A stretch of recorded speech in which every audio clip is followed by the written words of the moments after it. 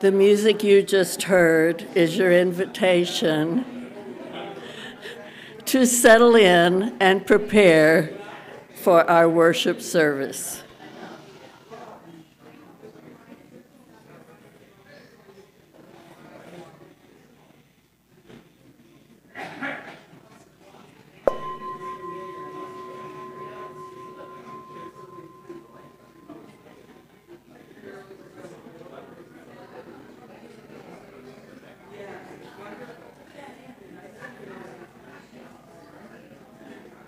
Please know that whoever you are, wherever you are from, whomever you love, wherever you are on your life's journey, you are welcome here.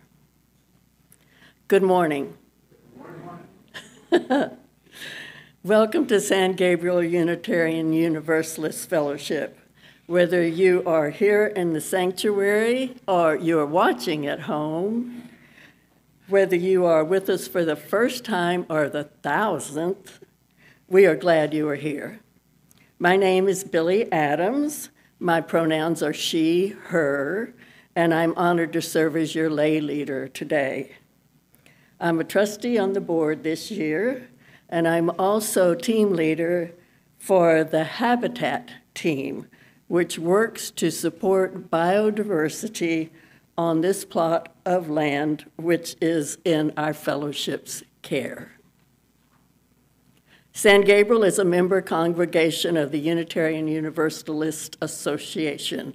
We are a movement working for a just, peaceful, and sustainable world. Sustaining each other here in community is part of our work. Chuck.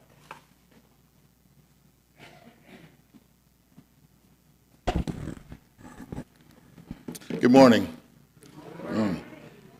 I'm Chuck Collins, and my pronouns are immaterial to me. But I go by he or him, whatever you want to call me, I'm fine. And I'm honored to serve as your worship leader this morning. Today we have a guest, my good friend, who has a very interesting talk, has a very interesting life that I'm glad we have the opportunity to get to hear. So please join me in reciting the words to light our chalice. We light this flame to remind us love is the center. As we grow and connect, mature and deepen, love remains the center. When the light of truth burns all else away, love remains.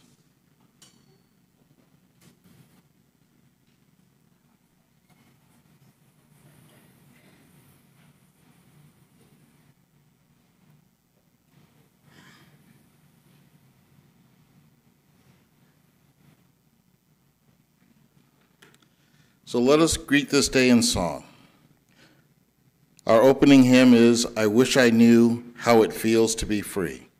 It's number 151 in the gray hymnal, and we're singing verses 1, 2, 3, and 4.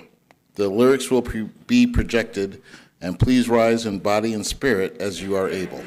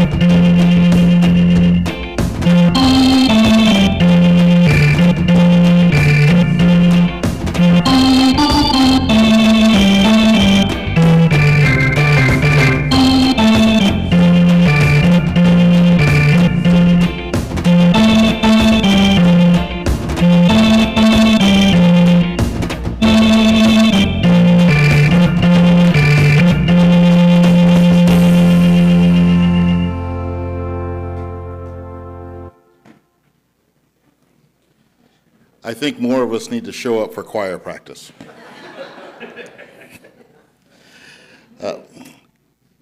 Sometimes we are carrying something on our heart that can prevent us from being fully present. Here in this community, our sharing of these things with each other is medicine. It's healing. Like all good medicine, it must be concentrated and potent, so please aim for 2 strong sentences. If you are carrying a sorrow on your heart right now, I invite you to share. In this time, while one of us is practicing vulnerability and grief, the rest of us are practicing the gifts of presence and deep listening. Empathy is medicine.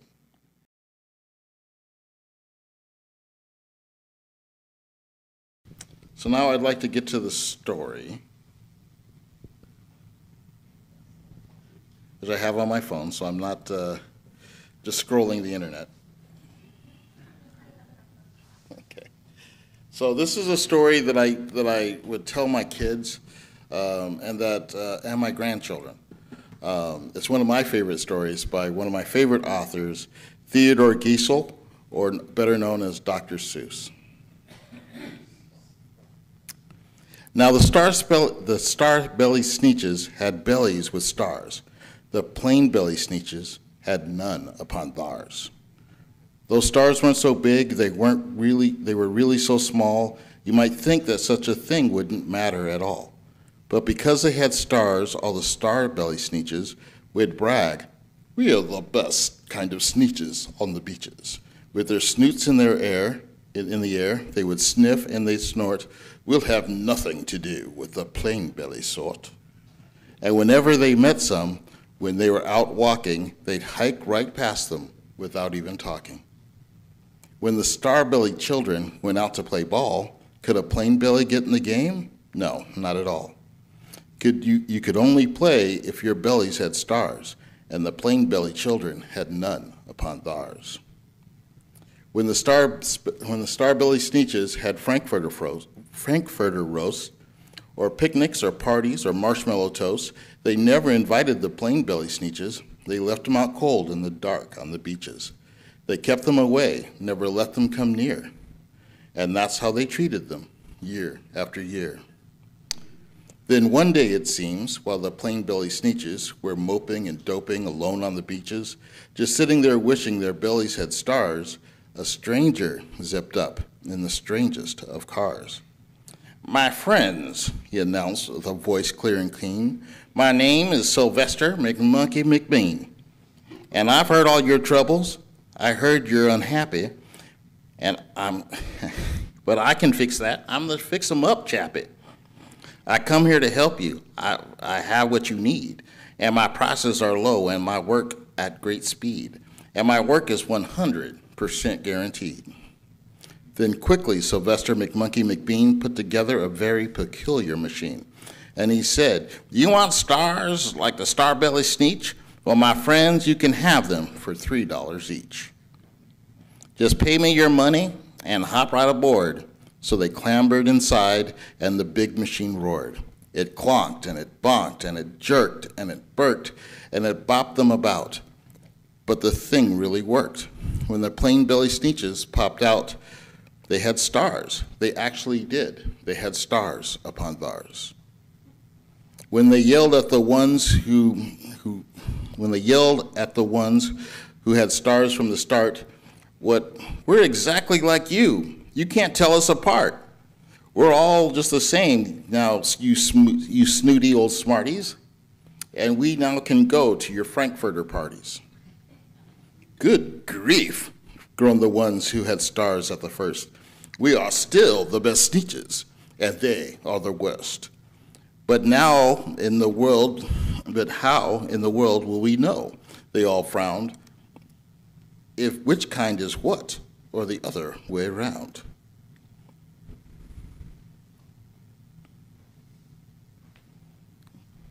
Hold on. Then up came McBean with a very sly wink, and he said, "Things are not quite as bad as you think. So you don't know who's who? Well, that's perfectly true. But with me, friends, do you know what I'll do? I'll make you again the best sneetches on beaches. Sorry, I lost my accent. And all it will cost you is $10 each. Belly stars are no longer in style, said McBean. What you need is a trip through my star-off machine. This wondrous contraption will take off your stars, so you won't look like sneetches who have them on thars. And that handy machine, working very precisely, removed all the stars from their tummies quite nicely. Then with their snoots in the air, they paraded about, and they opened their beaks, and they let out a shout, "We know who is who, there is no doubt. The best kinds of sneetches are sneetches without." Then of course those with stars got frightfully mad. To be wearing a star now was frightfully bad. Then of course old Sylvester McMonkey McBean invited them into his star-off machine.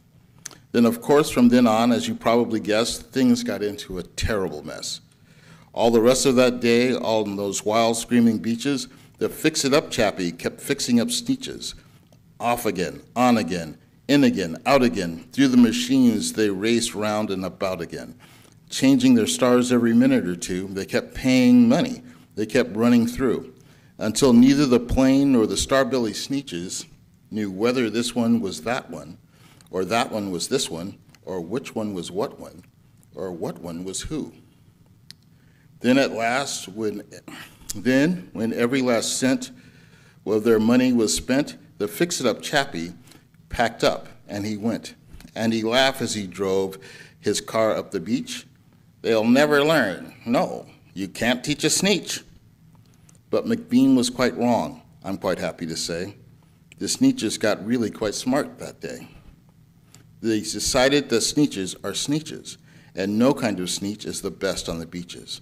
That day all the sneetches forgot about stars and whether they had one or not upon theirs. The end.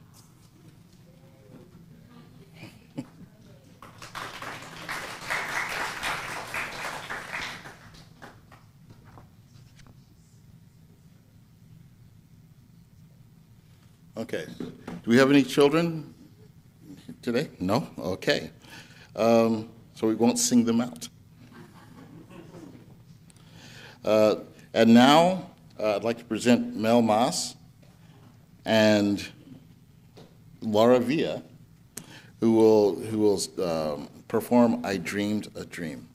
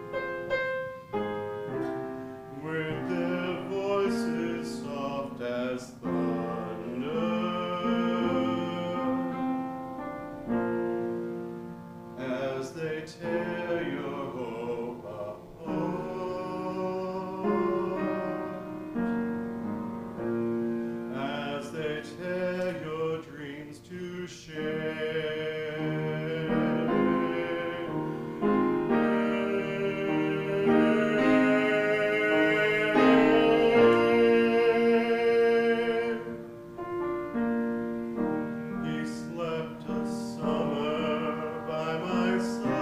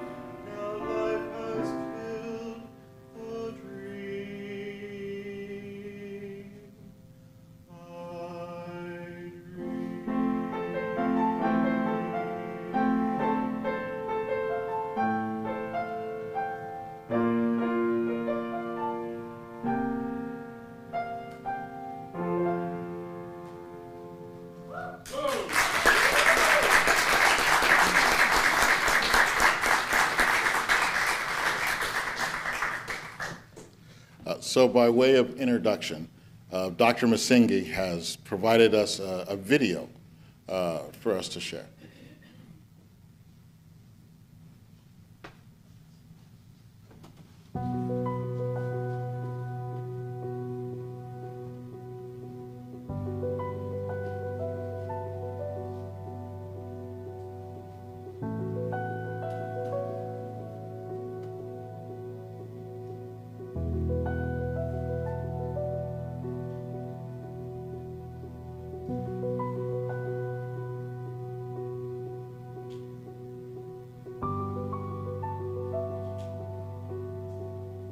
On the radio, they were telling them, kill every Tutsi. We don't need any Tutsi being left. So take your machetes, take everything you've got, go and kill every Tutsi. That's when we start seeing all the Hutus walking on the street with the machetes.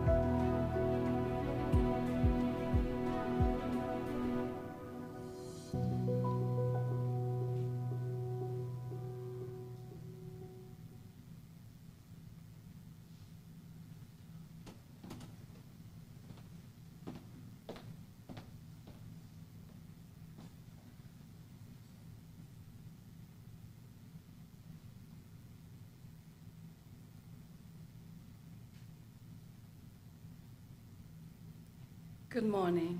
Good morning. I want to thank you for the invitation to be here with you this morning. It's a joy to be with this congregation. Please give me a few minutes to put my remarks on my computer because my printer did not work, so I didn't know. I'm gonna use my computer.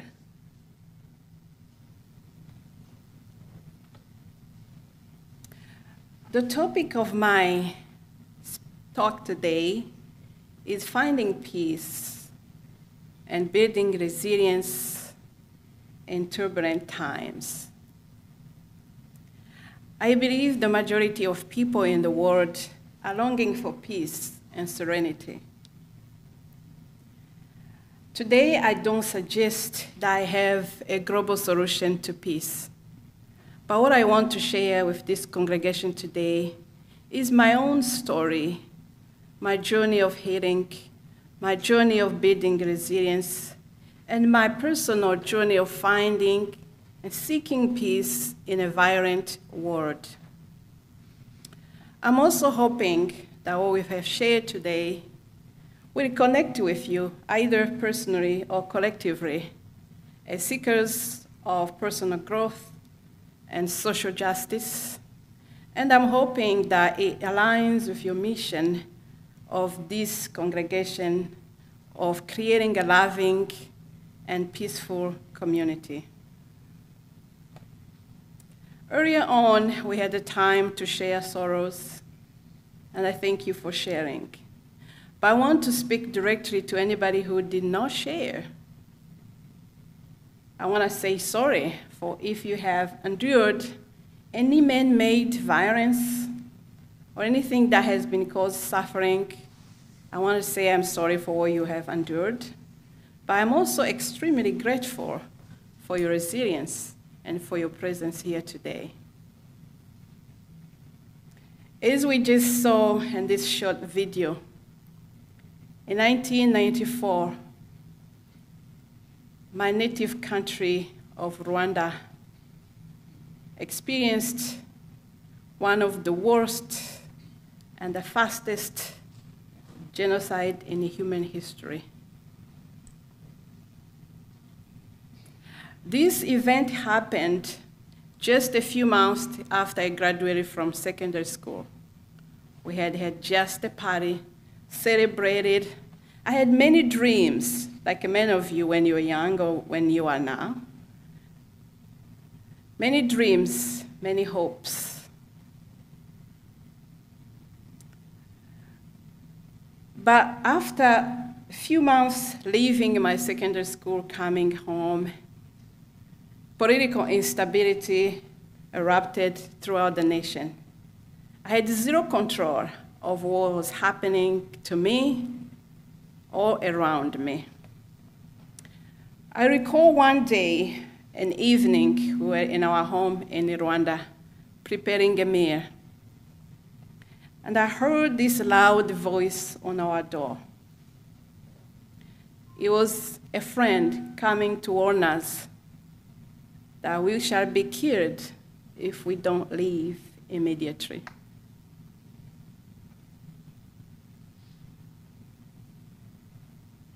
My father is the head of the household at that time.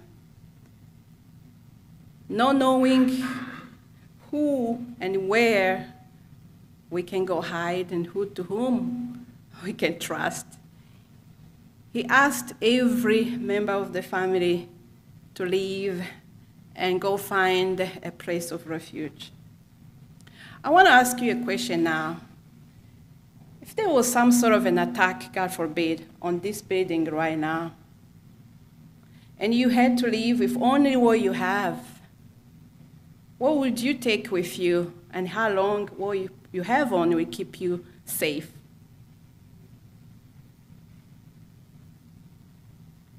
I think I have $20 with me, and I don't know how far that will get me. I have credit cards, but hoping I will have access to credit card machines.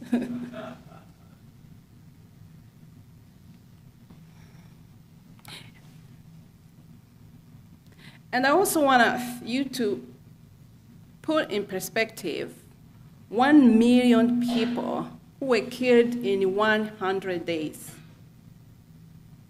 Just think about that in comparison to the population of your own city. The problem about the genocide in Rwanda, sometimes people think, oh, genocide's anywhere. They are just statistics. They present them here and there. But these were real people. They were mothers, they were fathers, they were children, they were babies, they were doctors, they were intellectuals, they were farmers, they were artists, they were grandmas, grandpas. They were sick people in the hospitals waiting to be cured. They were pregnant mothers waiting to welcome their babies.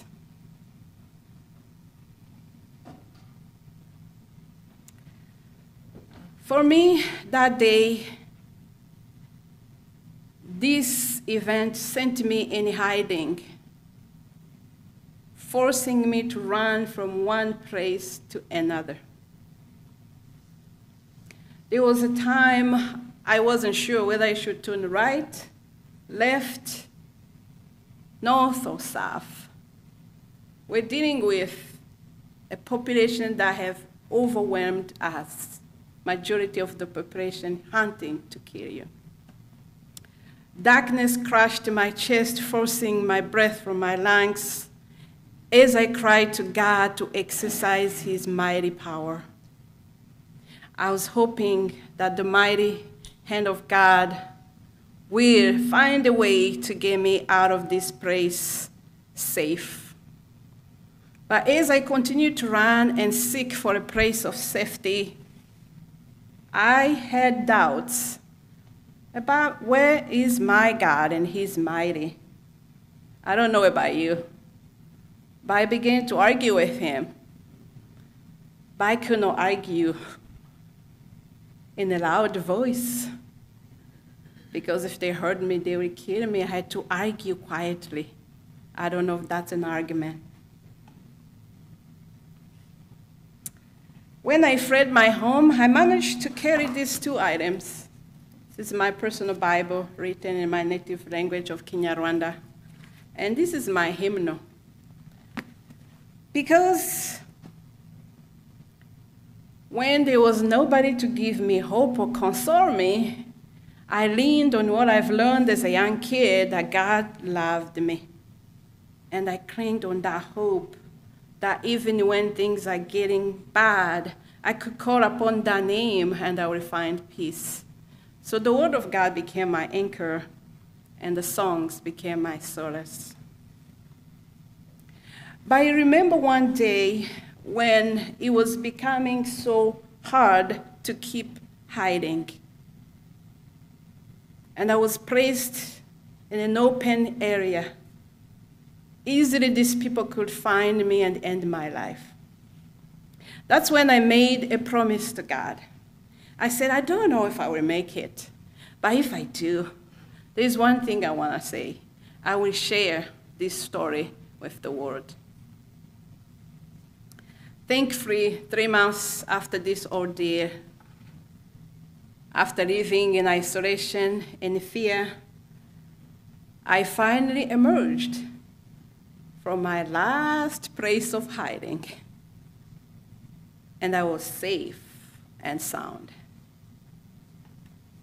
I had a lot to be grateful for, but tragically, I learned that many people I cared for were not spared. They were among these 1 million people who were killed. I was now forced to continue my journey as an orphan,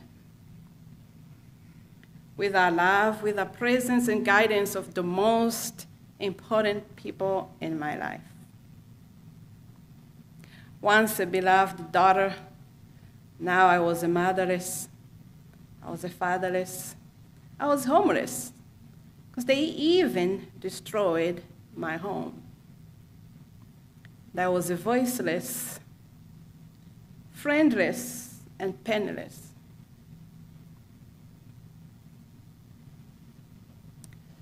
The impact of loss, this type of loss and betrayal, it was beyond my comprehension, and it is still beyond my comprehension. During those 3 months after the genocide, the few months after trying to rebuild my life, I didn't know I would smile again. I didn't think it was possible. But today I bring a message of hope, that there is always hope. I kept telling myself, I am alive. I'm still breathing. I can rebuild my life again. It seems like I had nothing, or I have nothing to build my life again. But the voice kept telling me, look within you, find the strength within you and around you. You can keep moving. A year after the genocide, I embarked on a new journey to rebuild my shattered life. With one suitcase and one-way ticket, I boarded an airplane for the United States of America. I was on my way to find a new home away from home. But as I crossed the Atlantic Ocean towards my new land, I still have a multitude of questions. Will I ever know what happened to my beloved people who perished in Rwanda? And what about their killers? Will they ever face justice? Or would they flee the country and evade accountability? So many questions burdened my mind, which had already endured so much. But upon my arrival in the US, I decided that if I was to rebuild my life again, and I had to rebuild my life again from scratch, and my way to do that was to resume my education. I worked very hard to reestablish my existence with the guidance of my faith, and I drew support from people who cared to love me. And I continue to pursue and to seek information on the outcomes of the trials in my native land, because I was still seeking closure and justice for the atrocities that have torn my family apart. I have been reflecting over these past 30 years on how I'm going to continue to live my life, and I often find myself in this constant, profound dialogue with my own soul towards reconciliation with myself and the world around me. It is clear to me that I need to continue to do the inner work to find peace. During that process, I had to learn how to forgive, although nobody asked me for forgiveness.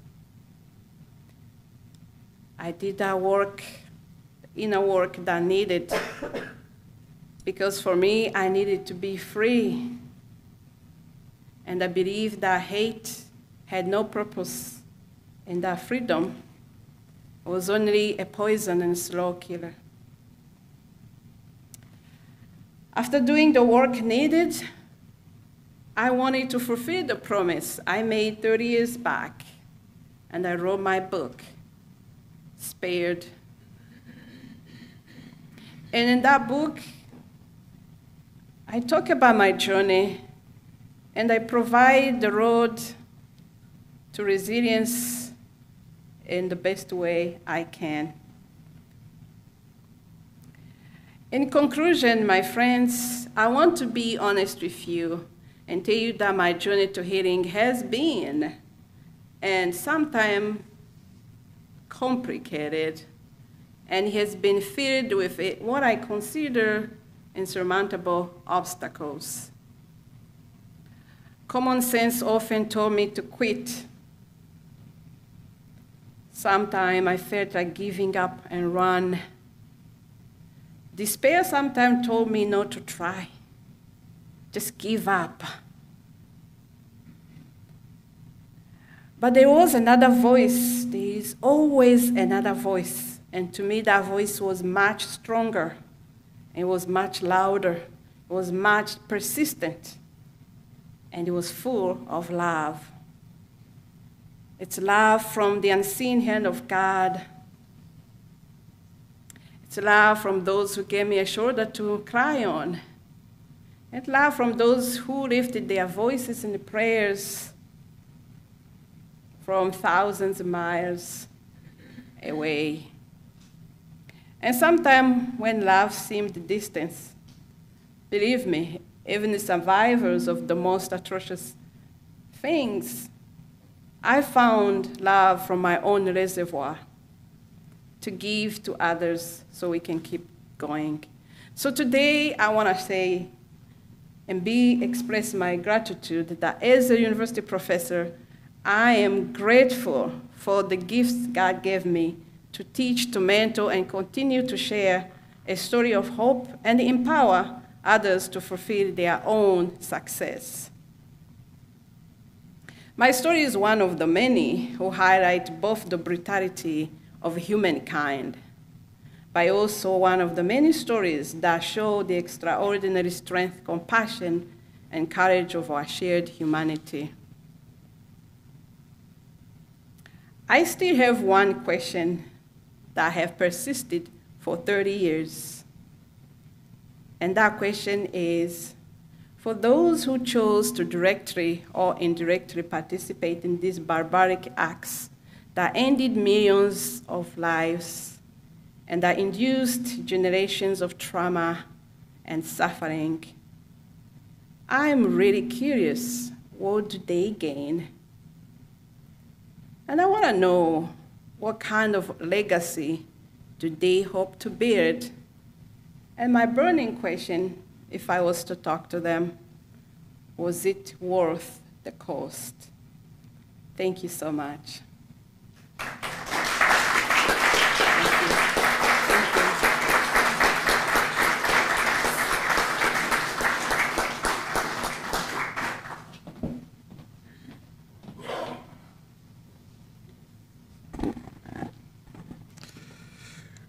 We take an offering each week to sustain the spiritual home and to support the work of our fellowship.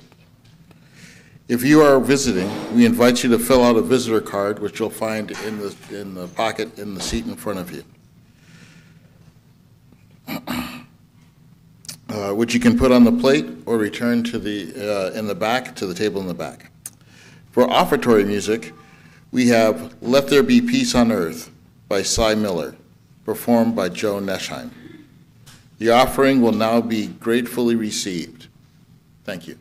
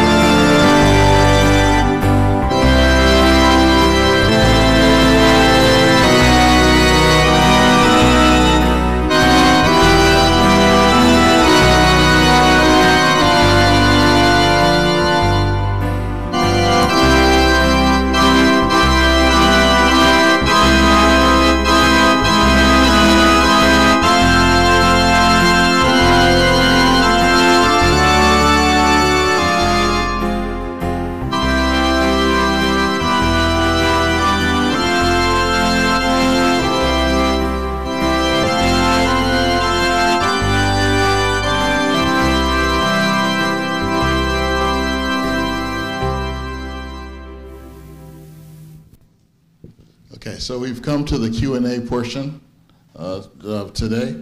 And so I'd like to introduce someone to you, Andrew Ritchie, who's a local filmmaker. His most recent work that I think is still in post-production is on the Tonkawa. They all came together. The Tonkawa is a local Indian tribe here that occupied the area around San Gabriel, between the forks of the river San Gabriel. He's actually making a film or helping,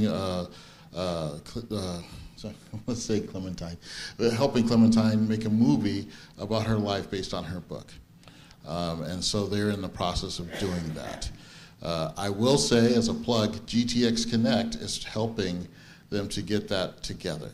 So if you want more information on how to help, I'm going to put Jeff Nobles on the spot here.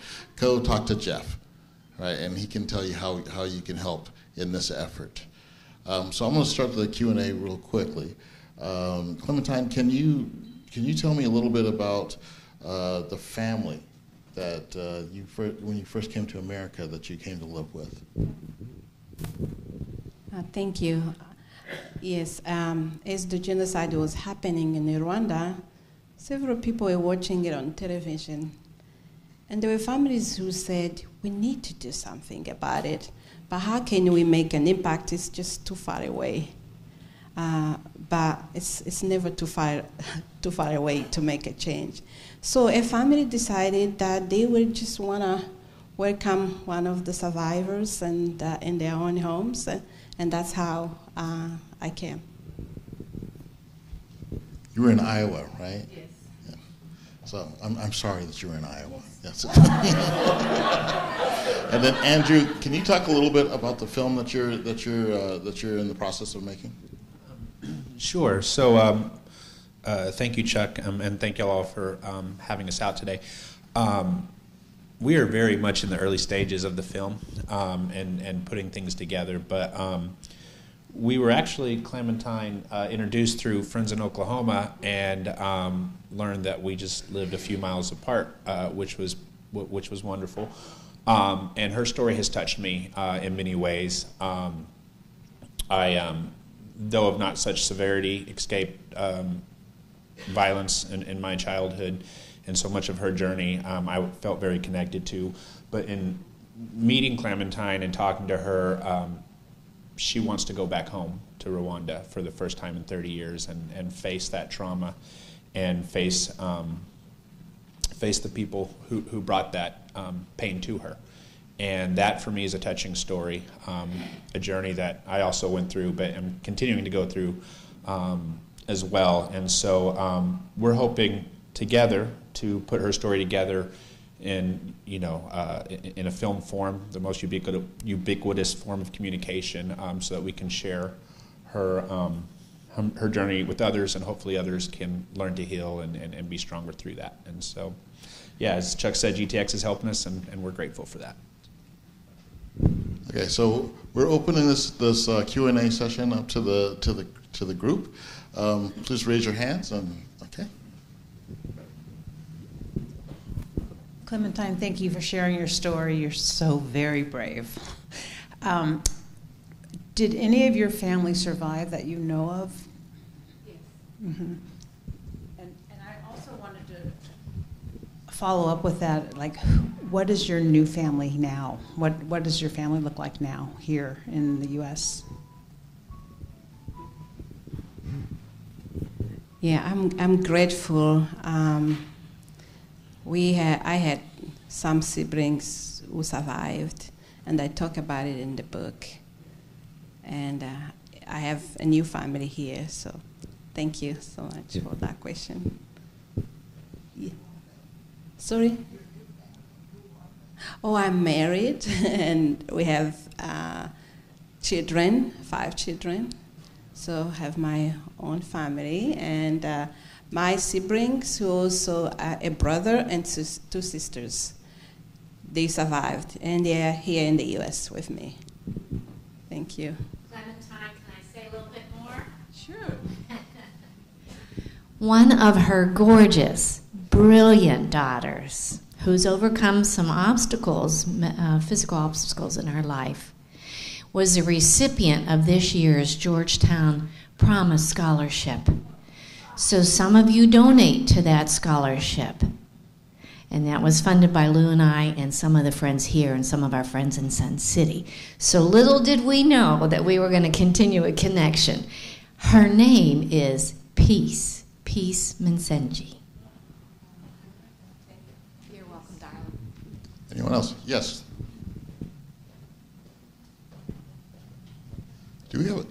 Keith, do we have a second mic? Oh, okay. Clementine, I was just wondering if you could comment on the state of relations between the Tutsi and the Hutu in Rwanda today. Has there been any reconciliation, any owning up to what occurred, and is it just waiting to break out again?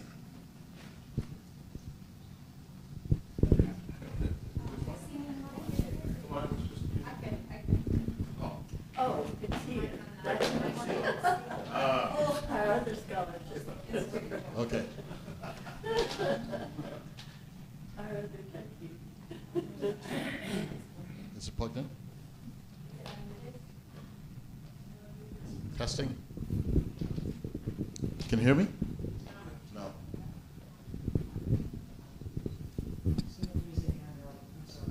Can't use it, Chuck.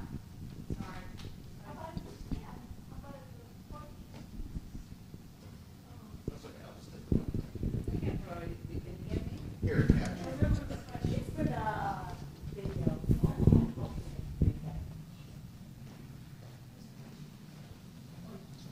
Just get my steps in. That's okay. Thank you. That's a great question. Actually, since I haven't been in Rwanda for 30 years, all I know is what I read and what I hear from people. Prior to the genocide, we had what we used to call ID cards. These ID cards identified you as a Hutu or a Tutsi, and that's what they used as tools of extermination. So what I understand now, the new government has got rid of those ID cards, and they have worked very hard to create, reconciliation and make sure they don't no longer say you are Hutu, you are Tutsi, so they can create a national identity. As we were reading, actually, for the film, I saw some videos of towns and cities where the genocide survivors are living with their former killers, like the people killed their families. So I want to see that extraordinary ways of unity that have been created. That's why I'm very curious myself. But I'm surprised why they even did the genocide, because we were living together to begin with. So hopefully they will continue to create that, and I think they've done a great job. From what I see, it's a safe country from what I understand. It's one of the cleanest countries in Africa right now, and this sense of unity is felt by the people who visit and those who are there. That is my understanding of what's happening in Rwanda. Thank you. Just on that, I'll get right to you. I had learned, and I don't know if it's true, that before the Dutch, there wasn't such a thing as Tutsi or Hutu, and that was kind of a made thing coming from Europe that was kind of inflicted on Rwandans. Is that true? Is my understanding correct, or is it slightly different? There's a long story that I won't get into that's written regarding what caused those divisions. So I think the country is trying to move past that and to unite the people.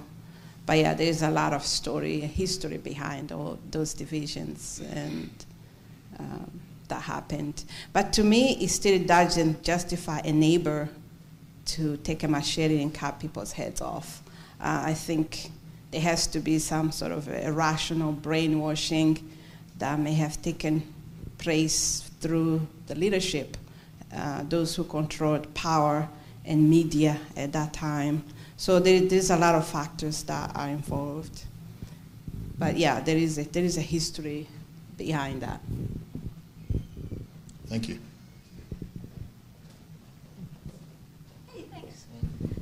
Hello. Thank you so much.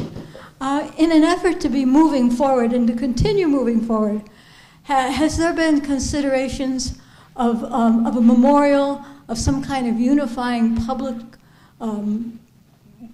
statue? I don't know for another word for it, but something that would truly be concrete and substantive and honor the people who gave their lives or had their lives taken to help reunite and be part of the rebuilding and unity of the country. Is there something like that possible and moving forward toward it?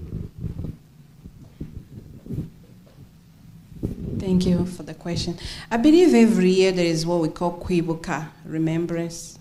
Every year I think there is even some kind of a memorial here in Austin. So that takes place throughout the world.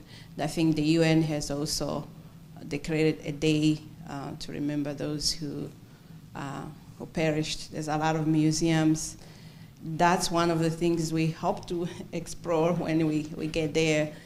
But recently, I've been able to participate in one here in Austin.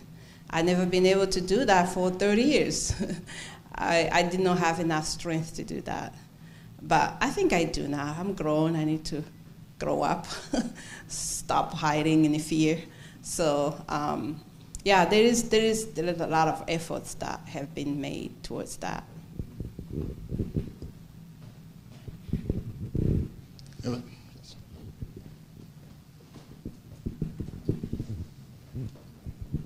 Thank you for sharing your story with us, Clementine.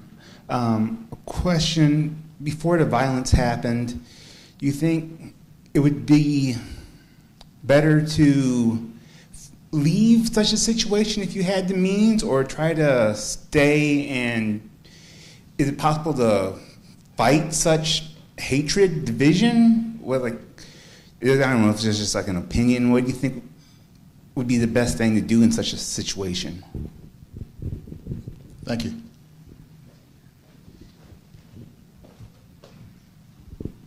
Thank you for the question. Before the genocide, the Hutus were 85% of the population. The Tutsis were just 10%.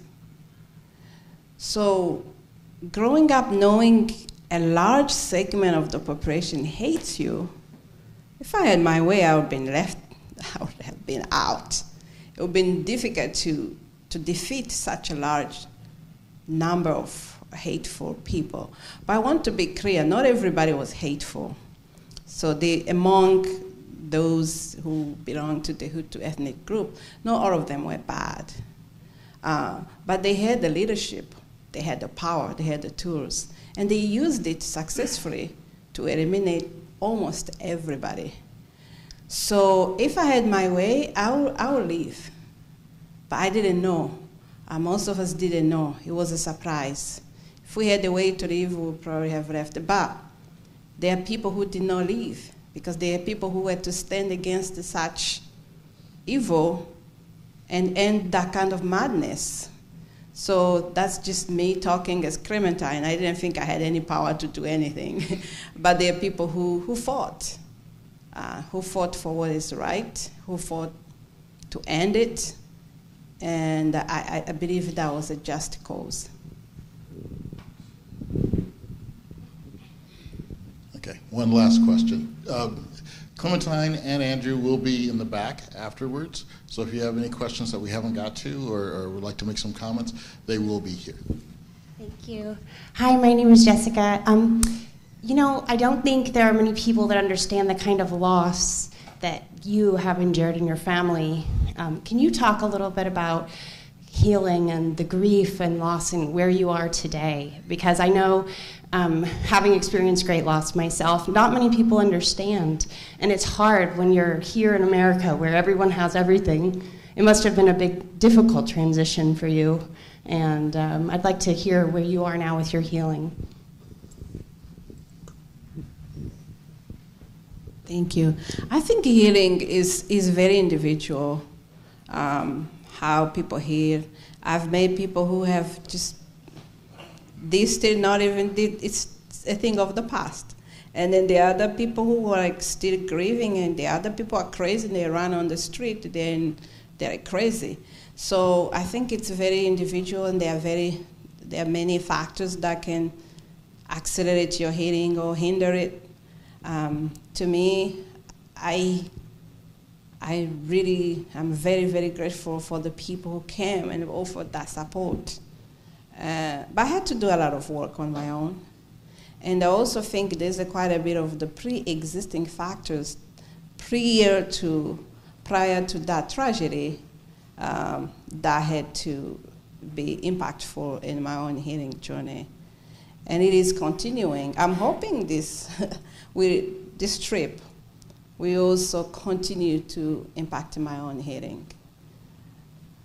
But I'm sorry for all you had to go through.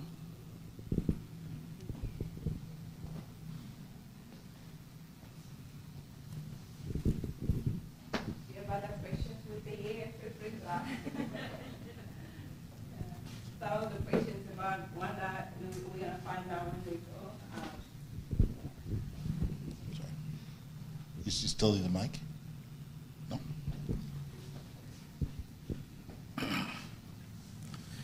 So now is the part of our time together where we talk about announcements. Does anybody have any announcements for the good of the congregation? Here comes a dynamic duo. Yeah, weirdly, Michelle has some announcements. I don't know if you would want this. Well, first of all, our social justice team, as part of our budget, has a small donation to GTX for all the great work that they are doing in our community on racial justice and equity, by bringing the powwow, by helping with Georgetown Pride, with yesterday's Hispanic Heritage Fiesta, Georgia, and much more. Thank you, Chuck, for your directorship on that. Thank you very much. That was unplanned, by the way. You go first.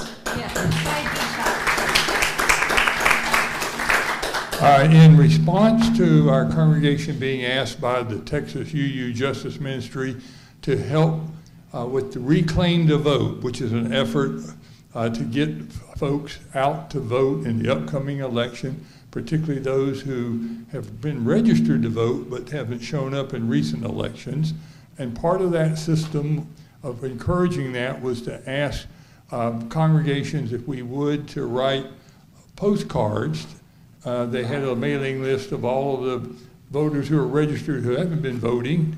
And so the word on the card was simple: please go vote. And here's where you can go vote. So there's information as well as encouragement. And a lot of that was handwritten. If you want to know what 500 postcards look like that our congregation did, here they are.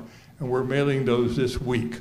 So thank you to all of you who took a packet of postcards, hand wrote them, addressed them, and now we can send them in the mail and encourage people to be a part of the voting process.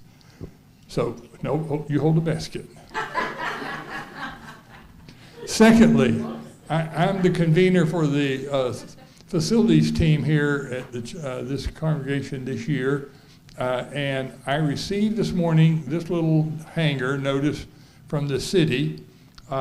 It says, we need your assistance. This coming Monday and Tuesday, they will be out here on 13th Street, which runs around to the cul-de-sac, doing major road work, and they do not want you to park on 13th Street or you will be towed. So I'm alerting you today, if you come down to the church, stay in this parking lot, do not try to park on 13th Street. Okay. All right, we have another opportunity. We are supporting give me a second. Georgetown Pride event, which is next Sunday, October 13th. We are helping as one of the sponsors. Our church name will be on a banner, as well as Wellspring United Methodist Church. And as part of that, we've been asked if anybody would like to help at a kids' craft table. There are time slots, or 2-hour time slots from 12 to 6 o'clock. You don't have to have any special skills. All the craft supplies will be there. It's just we need some bodies to come sit, have some fun with the kids, supervise what's going on in the kids' tent area. So I have a sign-up sheet. If you're interested, come see me after you have a snack, which I got to go back and fix now.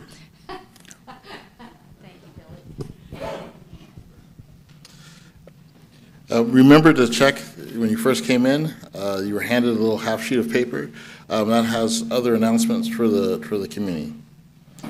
For all of those who have shared with their announcements, thank you for sharing and connecting us with each other and with the world beyond.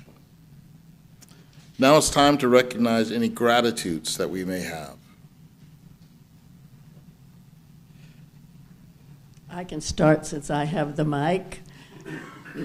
Today is October the 6th, and my dad, Jack Howard Adams, I took back my maiden name because it's a good one. Kept it when I married again. But how lucky I was to have a father who was full of energy all the time, great storyteller. On his gravestone, we put the word we love to hear from him that just came out naturally, whoopee. So I'm thankful for my father that I had today. I'd like to take this opportunity to thank Kelly McGinty and everyone who volunteered yesterday. My memory's bad, so if I forget your name, please don't be offended. But I'd like to thank them for coming out. As you can see, there's art on the walls. This is part of Art Hop, which happens every year. We hosted half of the exhibition, and last night we did a reception, which Kelly cooked some great food for, right? And then just members of our congregation helped support, which is now called Central Texas Art Focus, and so for that I'm thankful. And some of you noticed ahead of time that Dr. Msengi brought copies of her book. You don't have to have cash. It's thoroughly modern. and I guess they will both be at the back table afterwards if you'd like to learn more. And now it's time for our second hymn. Sorry, I got to put my old man glasses on. It's time for our second hymn, which is, yes, Let freedom span both east and west. Number 148 in the gray hymnal, and we are singing all 4 verses. The lyrics will be projected, and please rise in body and spirit as you are able. I will play it once through for introduction.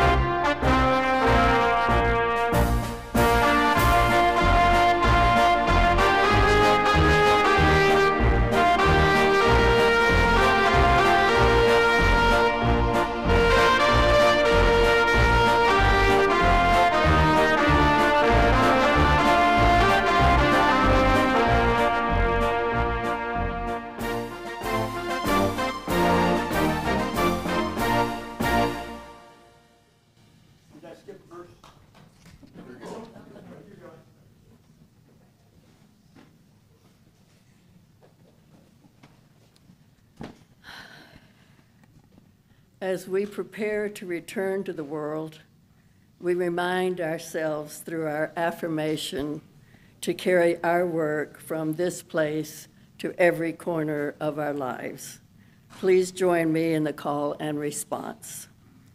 The doctrine of this church is love. We are here to love. The quest of truth is its sacrament. We are here to learn. Service is its prayer. We are here to care for others.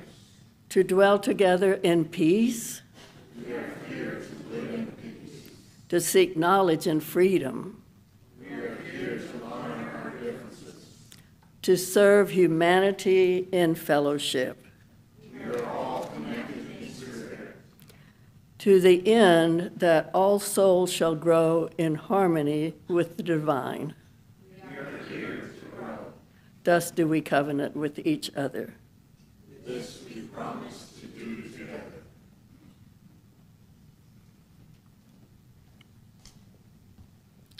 As we extinguish the chalice, please join me in reciting these words.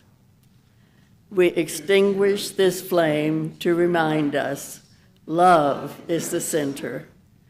As we explore and rest, engage and heal, love remains the center. When all we can see is cold ashes, love remains.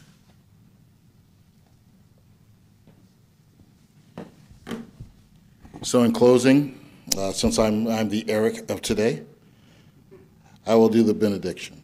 May you find questions more profound than answers, play more proficient than mastery, vulnerability more powerful than invincibility, supplication more productive than control, and peace that passeth beyond all understanding. Thank you all very much.